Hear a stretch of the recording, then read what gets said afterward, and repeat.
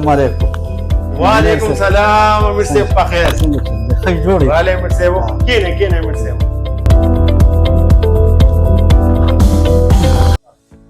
امیر صاحب څنګه درا په خو کړس؟ انجینر صاحب د بیلونو ډېر ستړي کړي یو او سولر سیستم لګول غواړو نو چې دا سولر سیستم راته ولګول.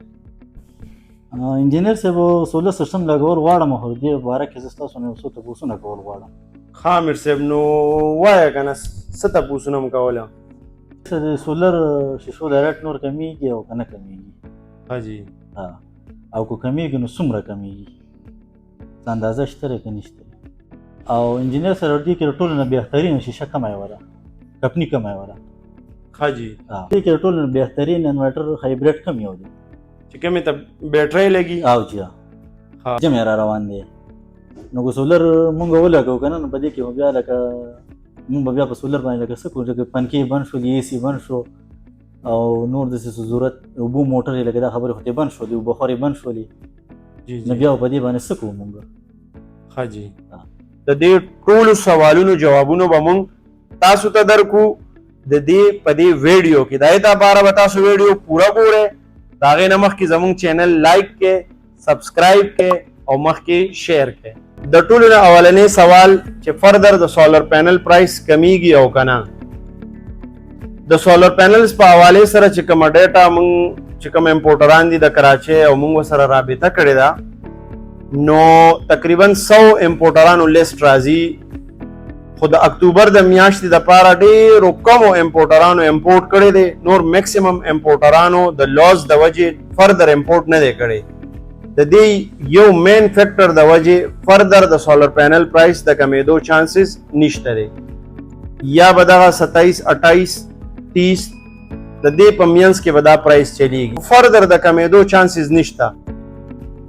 دویم سوال زمونږ دا و چې که فرض که د سولر پینل پرایس کمیږي نو څومره به کمیږي؟ نو خبره هم موږ واضحه کړه چې د سولر پینل پرایس فردر نه کمیږي. دریم سوال زمونږ دا و چې بهترین سولر پینل او دا ډیر عام سوال دی. کرنټلی خو پرایسز ډیر زیات کم شوي دي. که په دې کم پرایس کې یو سړی بهترین سولر پینل ونه لګي نو د هغه نقصان کیږي. د دې وجې نه بهترین سولر پینل په دا کرنټ مارکیټ کې چې د زمونږ تقریبا 100 پلس مونږ سولر پلانټس لګولي دي او مونږ ته چې کومه ډیټا د هغې نه راځي نو هغه د ټولو نه بهترین افیشنسي په حساب سره هغه کینیډین سولر پینل دی. یعنی د کینیډین سولر پینل بهترین افیشنسي ده. څلورم سوال هغه زمونږ دا و چې بهترین انورټر په هایبریډ انورټرو کې کوم یو دی؟ نو د ټولو نه بهترین انورټر په هایبریډ انورټرو کې هغه انویرکس دی او بیا خاص کر په انویرکس کې چې کوم د هغې IP65 سیریز دی. IP65 سیریز چې هغې کې په 6 کیلو واټ کې نایټراکس دی، په 8 کیلو واټ کې هم نایټراکس دی. نایټراکس سیریز دا د ټولو نه بهترین انورټر دی په هایبریډ کې.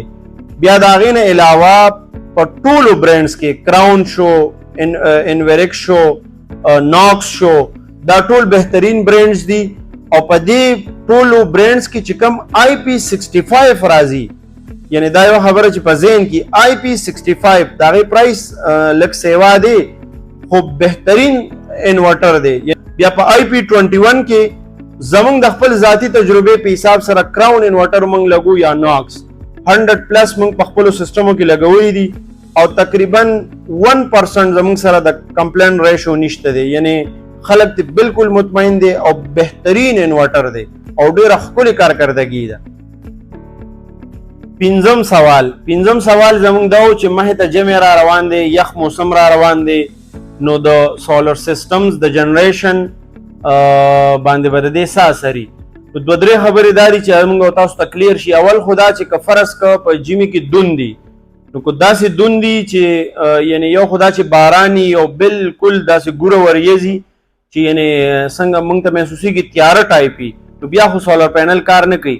که فرض که هسې داسې هلکا دون دي نو دا اوس چې کوم سولر پینلز راغلي دي او ان ټایپ دي، ډبل ګلاس دي نو دا پکې د دې افیشنسي په دون کې هم ښه برابري یعنی نارمل روډ دا چلی. دویمه خبره ده چې په ژمي کې د ټولو نه غټه فایده هغه موږ د خپلو سولر سیسټمونه هغه موږ د اوبو د ګرمولو په حساب سره اغستی شو. یعنی که فرض که موږ داسې یو سیستم جوړ کو چې د ورځې داسې ډرم ټایپ یا داسې یو بیلر مونږ وګورو چې هغې کې مونږ د راډ سیسټم وکړو. د هغې نه اکثر خلکو داسې کړي چې د هغې نه څه فوم یا خپل یو انجینرینګ هغې کړي او د هغې د یعنې چې هغه یخیږي نه، نو د ورځې په کې اوبه ګرموي د سولر نه او د شپې د هغې استعمال کوي یا د ورځې هم د هغې استعمال کوي.